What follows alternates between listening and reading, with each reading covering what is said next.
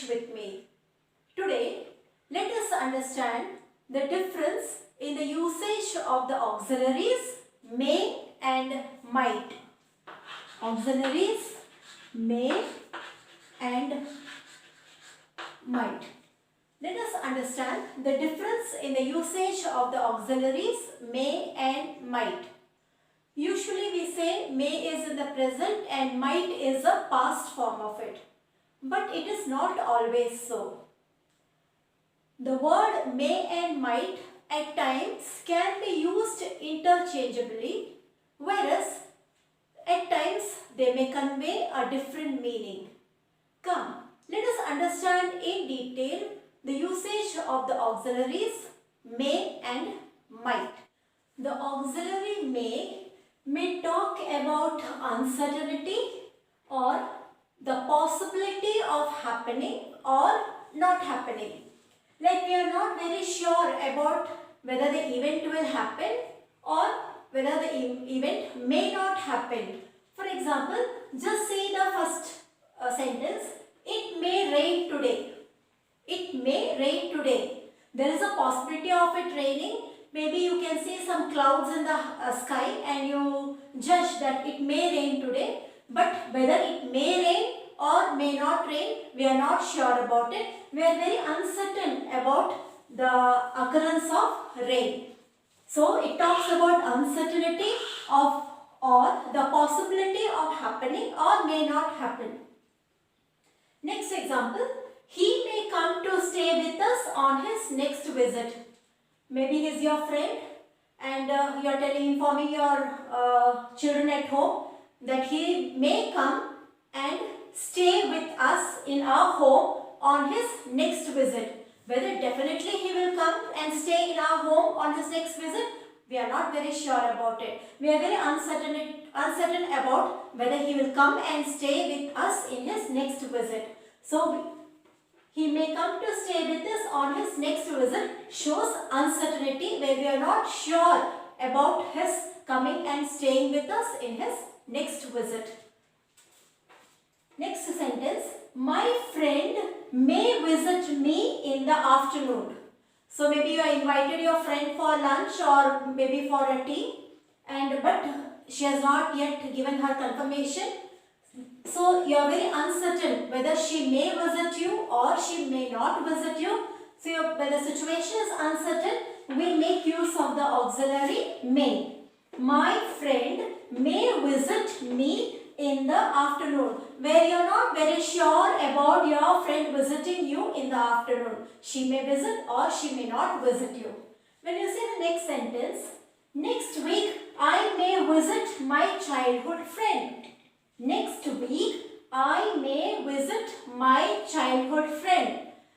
Whether you may go and visit her next week, you are not very certain about it. You are not yet planned for the visit next week. So you are not very sure that definitely you may go and visit her in the next week. So wherever the situations are uncertain or the possibilities of happening or not happening is uncertain, we make use of the auxiliary may. And remember, both the auxiliaries may and might will take the verb in the base form. Remember, both the auxiliaries may and might make use of the verb in the base form, that is in the present tense. Be it may or be it might. In both the cases, it uses the verb in the base form. The auxiliary may is also used for taking permission. Whenever you need to take permission, we can make use of the auxiliary may. We can also make use of the modal can. For example, may I come in? Instead of saying may I come in, we can even say can I come in. But then the usage will be like can is very impolite way of asking. When you want to ask a question in a very polite manner, we can make use of may instead of the word can. Even you can substitute this with can. Can I come in? May I come in? So may I come in is a little bit more formal way of asking, where you want to ask a polite permission. Instead of the word can, you can make use of the word may. May I come in. May I use your pen? You want a pen and you are requesting someone for a pen. So how do you answer the question? May I use your pen? Even you can make substitute with it can. Can I use your pen?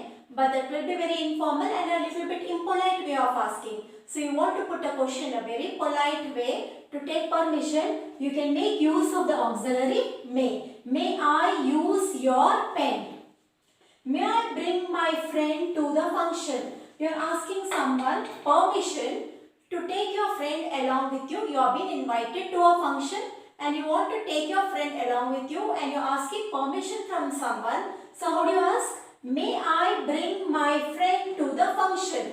So you are asking permission, taking permission in a polite manner to get your friend with you. And in all the cases, the verb, as you see, is used in the base form, that is in the present tense. So the auxiliary may can also be used for taking permission in a very polite manner. The auxiliary may can also be used for giving permission. Just like it is used for taking permission, you can also use it for giving permission. You may come with me to the party. Maybe your friend or your brother or your sister, he or she is saying, he or she is going to the function or a party and he is saying, you can also join me, you have been permitted to come with me to the party. So he is giving you permission to accompany him to the party. You may sit. So you are entering someone's office or something.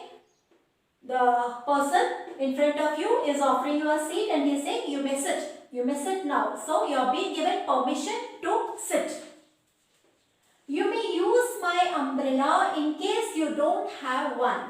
You may use my umbrella in case you don't have one. So you are being given permission. If you are not having an umbrella with you, you are being given a permission to use the umbrella.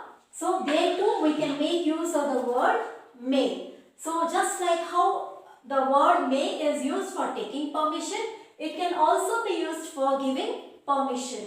Even here you can use, you can come with me to the party, but it may sound a little bit impolite and informal. So instead of can, we can make use of the auxiliary may.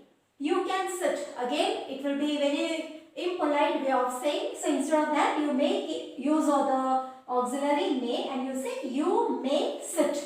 So instead of the word can, you can substitute with may to show more politeness. The auxiliary may is also used for expressing a wish. When you want to bless someone, you can make use of the auxiliary may. May God bless you. You are blessing someone, so you can use the auxiliary may. May you succeed in your venture. Again, you are blessing someone, somebody is doing something and you want to bless them. You can make use of the auxiliary may. May you succeed in your venture. Whatever step you are taking, may you succeed in it. So for expressing a wish or a blessing, we can make use of the auxiliary may. May his soul rest in peace. Somebody has passed away and we wish that his soul rests in peace. Even during that time, we can make use of the auxiliary may to express a wish or to bless someone. The auxiliary may can also be used to express a purpose. Let us understand this with an example.